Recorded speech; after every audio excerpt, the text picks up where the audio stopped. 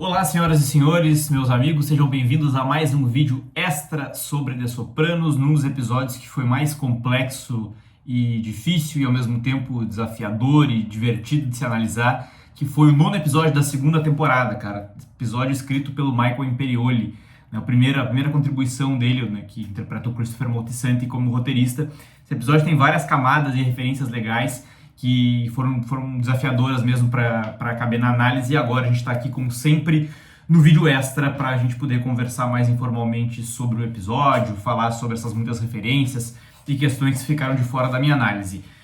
Para quem não conhece o canal, não se esqueçam de se inscrever, já deixar um like também e tentar ajudar para que essa série possa permanecer viva. Você me ajuda, como eu disse, deixando o like, compartilhando com os amigos e mais ainda virando membro ou clicando aqui no Valeu Demais, que é uma forma de me dar um incentivo que pode ter certeza é muito importante. Eu quero viver disso aqui um dia e isso vai me ajudar a chegar lá. Sem mais delongas, vamos falar então sobre o nono episódio, From Here to Eternity. Antes da gente analisar as imagens, como eu disse, esse episódio foi escrito pelo Michael Imperioli, né? Foi a primeira contribuição dele como roteirista, um cara que é muito curioso isso, porque o Michael Imperioli já tinha começado a escrever roteiros antes de atuar em The Sopranos, tinha vários projetos e tal, até que um belo dia ele se cansou, nunca terminava roteiros e tal, e pegou e jogou tudo fora.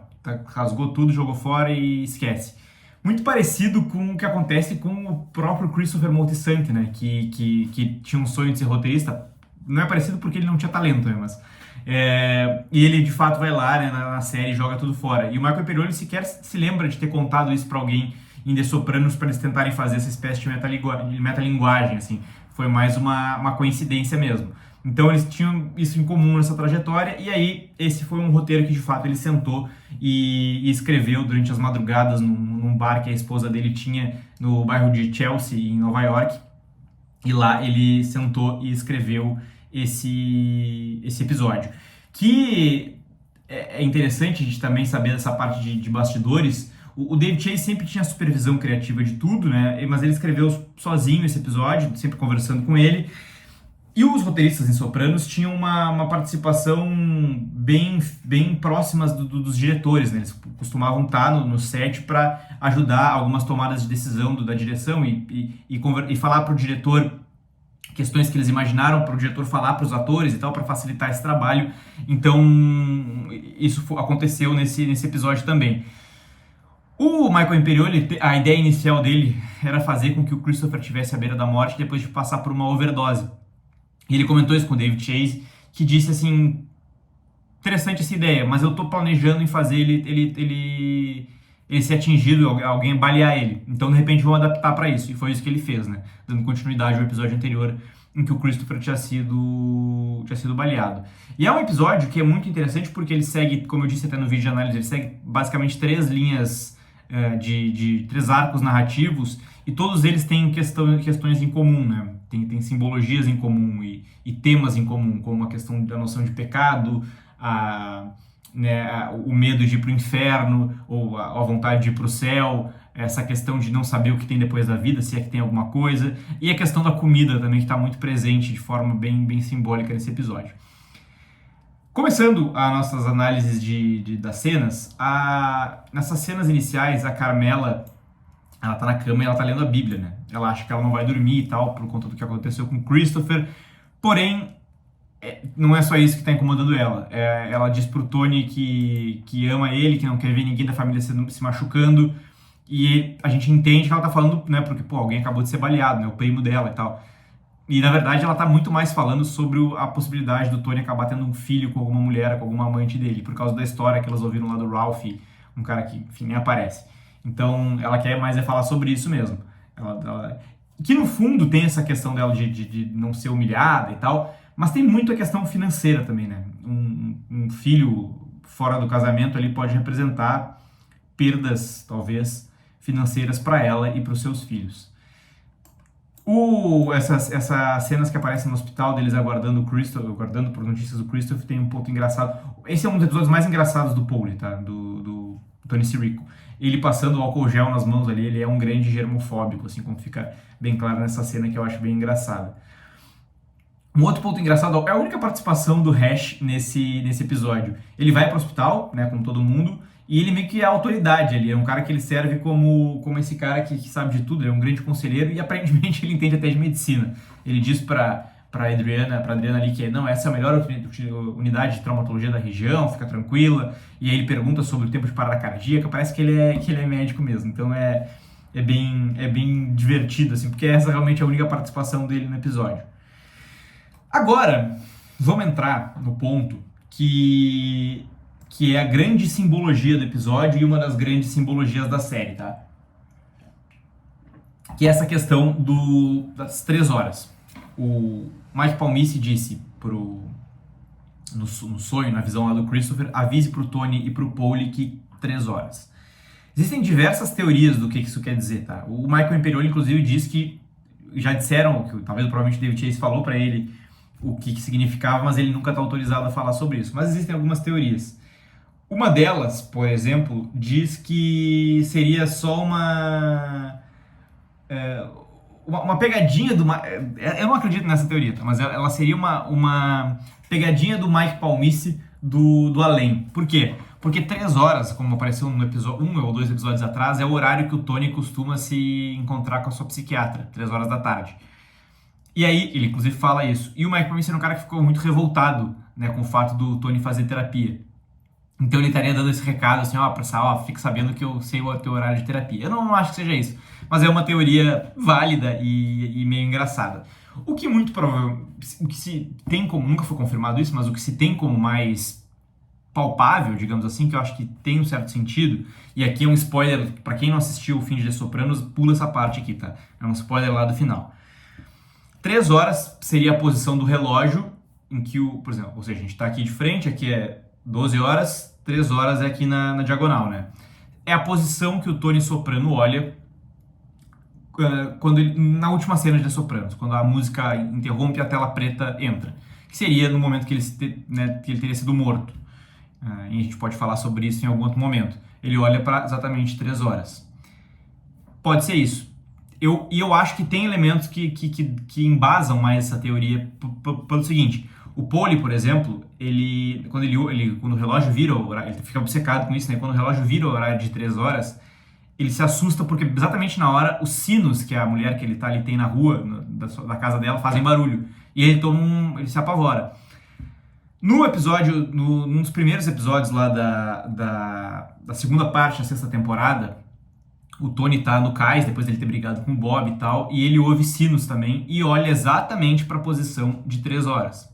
E por fim, isso eu não li em lugar nenhum, isso foi eu que cheguei a essa conclusão, ele olha para... Quer dizer, a questão que ele olha para a hora de 3 horas, né, nesse episódio, no último episódio, quando ele seria morto, isso muita gente fala. Porém, o que as pessoas não falam é que antes dele olhar para a posição de 3 horas, também a gente ouve o barulho de um sino, que é de uma pessoa entrando pela porta da lanchonete onde ele tá, talvez seja a própria Meadow, filha dele, né, que tá entrando, e dá o barulho da sineta da porta. Então, a gente tem essa questão de 3 horas e o sino que se faz presente, tanto na cena do Paulie, quanto na cena do Sopranos Home Movies, lá do 13º episódio, né, o primeiro da segunda parte da 6ª temporada, e finalmente, o último episódio.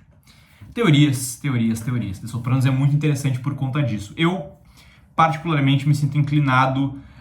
E quando eu digo acreditar nisso, não é assim, essa foi a intenção. Não, existem elementos, querendo eles ou não, que possibilitam a gente se embasar para dizer isso. É isso que eu quero dizer. Não quero dizer que o David Chase deliberadamente fez isso ou não. Inclusive ele diz que não, porque ele só bolou o final de The Sopranos depois e tal. Enfim, a série, a tela, as imagens, os sons e todos os elementos nos dão embasamento para concluir isso. Eu acho que é uma teoria válida. Tá? Esse é o grande simbolismo do episódio. Falando em Paulie, né, ele tá muito obcecado com isso e essa cena aqui é engraçada porque ele se acorda no meio da noite e vai visitar o Christopher. O Christopher tá dormindo e ele pega e balança a cama, obrigando o Christopher a se levantar. E ele se mostra um grande conhecedor do que é céu e inferno, né, o que é inferno principalmente. Ele pergunta se a visão que ele teve era do cara que estava guardando as portas do inferno, se o cara tinha chifres. E aí ele disse que ele disse que não, tal. Não, então se fosse o diabo tinha que ter chifres e tal. E aí ele fala uma outra cena, uma outra frase que pra mim é mais engraçada. Ele pergunta se era quente. E ele diz que o Christopher fala que não. Então não era inferno, porque o inferno é quente e ninguém... Como é que ele fala? Ninguém nunca contestou isso. Isso nunca esteve em contestação. Ninguém nunca testou o diferente, como se alguém já tivesse ido ao inferno e voltasse. Então cara, o Paulie, ele é demais nesse episódio. E o Christopher fala que o pai dele, de novo, o pai dele estava lá com um cercado de irlandeses, né? O inferno seria um bar irlandês em St. Patrick's Day. E toda noite ele perde no jogo de cartas para os irlandeses e toda noite eles matam exatamente da maneira como ele morreu durante a vida, o que é talvez uma definição até bem pesada, mesmo considerando que se trata do inferno, né? Toda noite ele é morto do mesmo jeito e tal. Detalhe, a atriz que faz a mãe do Chris, ela faz, se não me engano, só nesse episódio, depois muda de atriz a mãe dele, como acontece com alguns outros atores e atrizes de The Sopranos. Ela fala pro Silvio, eu quero que encontrem quem fez isso e faça ele sofrer. E o Silvio fala, nós estamos fazendo o melhor que a gente pode. Tipo, cara, eu não sei, é engraçado. Eles estão procurando um cara pra torturar e matar, né? E a gente tá fazendo o melhor que a gente pode. Quando o AJ derruba o prato de massa ou de lasanha, eu acredito que seja de macarrão, o Tony vai pra cima dele e é extremamente cruel com o filho, né? Diz, esse é o meu herdeiro masculino e tal, uma coisa... E uma coisa que ele fala é o que você está fazendo consigo mesmo, você acabou de jantar, insinuando assim, tá querendo te engordar, te destruir, e mais tarde ele vai dizer que ele se vê no AJ. Porque o Tony é um cara que tem esse comportamento compulsivo também, autodestrutivo até muitas vezes, com relação à comida. Então talvez, por mais cruel que seja, ele tá vendo o filho ir por esse mesmo caminho. Cara, a cena do Paulie no vidente é outra cena muito engraçada. O cara... A primeira frase que o vidente fala, de adivinhar que o nome do cara que o Paulie matou pela primeira vez, então, o Paulie dá elementos ali pra ele adivinhar. O cara fala Sony e ele fala Pagano, e aí o cara vai poderia ir deduzindo. Mas depois ele parece ser o Mike Palmice falando com ele do além mesmo. Ele está rindo por causa da urtiga. Ele perguntou se ainda coça. Vocês lembram que na cena em que o Paulie e o Christopher matam o Mike Palmice, o Paulie se esfrega em urtiga sem querer e fica se coçando o episódio inteiro. Então, assustador mesmo, né? Na cena em que o Tony e o... Primeiro de tudo, pra mim é muito, assim, é um pouco chocante ainda pensar que o Tony estava num momento extremamente paternal e amoroso com seu filho, se desculpando, eles dividindo uma pizza ali, tomando um refrigerante, e na mesma hora ele descobre o paradeiro do cara, que é um garoto, tem 20 e poucos anos, e que na hora de morrer vai gritar pela mãe, inclusive, e ele, na hora, ele simplesmente automaticamente levanta, sai e vai lá executar o cara a sangue frio, assim, não tem nenhum bloqueio quanto a isso. Essa rapidez de transição, assim, sempre me chama atenção. O que mais? Né? Eles vão buscar as armas e o Tony diz que quer participar e fala uma frase que é muito importante pro Pussy, deixa o Fury de fora. O Fury claramente vinha ganhando alguma preferência em relação ao Pussy, que vinha sendo escanteado, e muito por conta do Pussy ter descoberto o paradeiro do Matthew Bevilacqua, o Tony tá trazendo ele de volta para baixo da asa dele. Então isso é importante para a proximidade dos personagens. Outra cena muito engraçada do Paulie é o Paulie na igreja falando com o padre fumando ali um charuto, um cigarro, meio que nem aí pro que tá acontecendo, dizendo, não devia ter ido no vidente, vim aqui que eu resolvia isso e tal. Só que o Paulie fala das doações que ele fez para a igreja faz há muitos anos e tal, e ele fala, eu deveria ter imunidade a isso que está acontecendo, as minhas doações deveriam cobrir a minha pessoa. Então ele acha que é realmente uma barganha ali. Cara, outra cena muito boa do Paulie Gualtieri nesse episódio. Um episódio que, como um todo, ele tem muitas referências e muitos pontos importantes que eu acho que eu consegui cobrir muito na análise lá. A questão da simbologia com a comida, eu acho que ela está bem presente lá, mas como eu disse, assim, pode significar muita coisa, possibilita a gente interpretar isso, pode ser, não pode ser, e eu acho que até isso contribui para o grande realismo que The Sopranos tem, como é uma série, né, nua e crua mesmo, assim. A vida é muito assim, é muito prática em determinadas coisas, mas muitas coisas ficam no ar, sujeitas à interpretação, e eu acho que esse episódio cumpre muito bem esse papel. Cara, eu acho que era isso que eu tinha para dizer. Espero que vocês tenham gostado desse vídeo e do vídeo de análise. Comentem aí teorias e outras questões que eu não tenha conseguido cobrir. E vamos seguir para chegar ao final da segunda temporada. Não se esqueçam de deixar o like. Valeu demais. Clube de membros, enfim. Tudo isso me ajuda a não abandonar essa série aqui que tem sido cada vez mais difícil de conseguir tocar. Beleza, gente? Um grande abraço. Até o próximo vídeo e